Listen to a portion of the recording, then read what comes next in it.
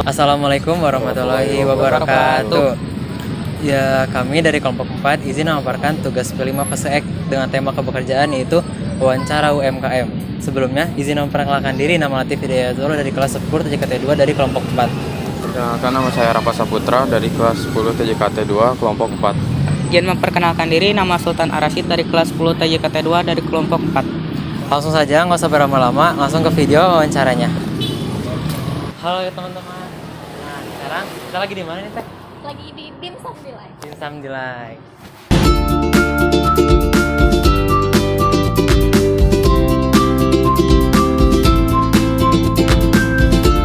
Ini lokasinya dari mana sih, Teh?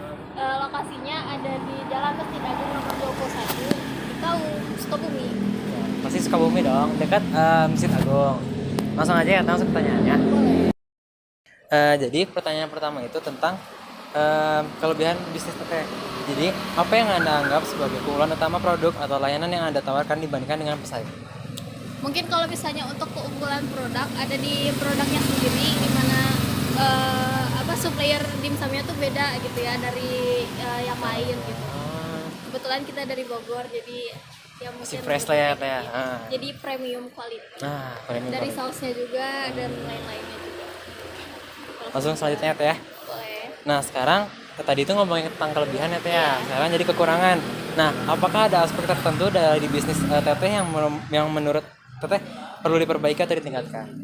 Mungkin perlu ditingkatkan strategi marketing ya, sama pemasarannya kayak gimana, soalnya banyak juga kan pesaing dari dimsum itu sendiri, jadi kayak di mana-mana di Sukabumi itu banyak banget yang udah jualan dimsum gitu ya, jadi ya mungkin yang harus ditingkatin ya strategi marketingnya. Oke, selanjutnya apakah Teteh melihat adanya tren atau perubahan dalam pasar yang dapat dimanfaatkan untuk mengembangkan bisnis Teteh?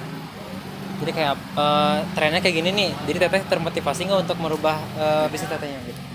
Mungkin iya ya, karena sekarang juga zaman digital juga kayak orang-orang pada konten, the power of social media tuh bener-bener Ngasih ini impact banget ya, yang besar ya? ngasih impact banget buat besar, apalagi bisnis UMKM ya. Mungkin pasti ya kalau dilihat Jadi tren-tren. iya, dari tren. Oke, selanjutnya apa saja tantangan atau ancaman yang Teteh hadapi saat ini yang dapat mempengaruhi kelangsungan bisnis Teteh? Kalau tantangan sama ancaman ya balik lagi tadi, strategi marketing sama banyaknya pesaing. Pasti dua itu ya, namanya bisnis. Jadi musuh benar, jadi Iya. benar-benar musuh ya. Baik, Teteh, pertanyaan selanjutnya, apa strategi pemasaran yang Teteh gunakan untuk menarik pelanggan baru?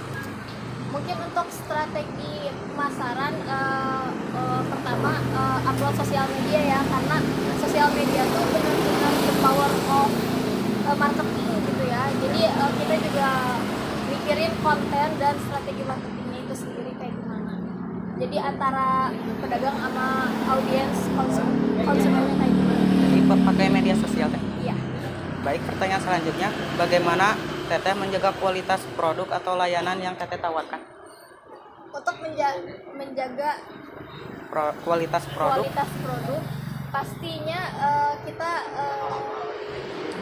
memilah dan memilih produk yang premium seperti apa, dari bahan utama misal dimsum, terus sausnya dan lain sebagainya.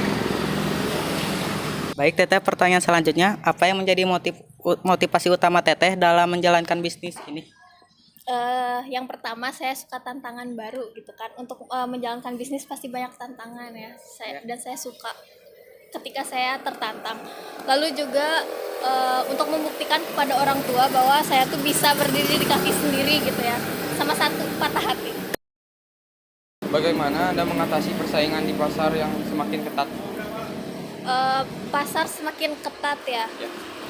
Yang pertama pasti dari strategi marketing Ya. pertama, terus bikin konten, juga meningkatkan value dari si produknya itu sendiri, dari dimsumnya, kualitasnya dan rasanya. Apakah Anda memiliki rencana untuk memperluas jangkauan pasar Anda di masa depan? Pasti ya, karena ini tuh sebagai cek ombak lah ya istilahnya. Kalau misalnya bagus ya berarti menyebar luaskan pasar. Yang terakhir, bagaimana Anda mengumpulkan umpan balik dari pelanggan untuk meningkatkan layanan atau produk Anda?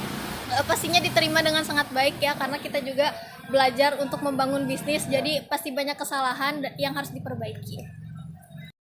Nah, paling segitu aja dari pertanyaan dari kita Teteh. Jawaban dari Teteh benar-benar dapat memotivasi kita ketika nanti kita bakal coba untuk membuat perusahaan sendiri. Sekali lagi, terima kasih Teteh. Ya.